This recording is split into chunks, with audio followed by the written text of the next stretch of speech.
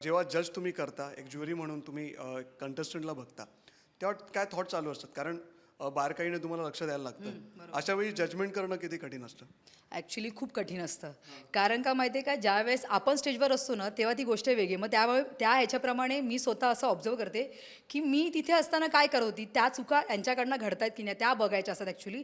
But मला असं वाटतं स्टेजमध्ये थोडंफार कोणी किती ग्रेट असो, किती छान डान्स करणारा असेल किंवा कुठलाही ज्या फील्डमधले जे काम करत असले, स्टेजमध्ये थोडाफार फिअर असतो. जे आता मी इथे बसणार आहे, तरीसुद्धा मला एक धाकधूक आहे.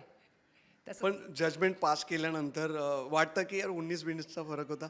पण एखादा समजा तुमच्याकडनं असं झालं, तर कधी असं वाटतं की माझ्याकडनं चूक झाली असं वाटतं? कधीतरी असं वाटतं? कारण 4-5 जण तुम्ही जज करता आणि कुणातरी एकामुळे वाटतं का माहिती आहे का, कारण कधी कधी असं होते की आपल्याला तीनच जज म्हणजे तीनच आपल्याला नंबर काढायचे असतात, पण कधी कधी असं असतं की ते पाचही होऊ शकतात.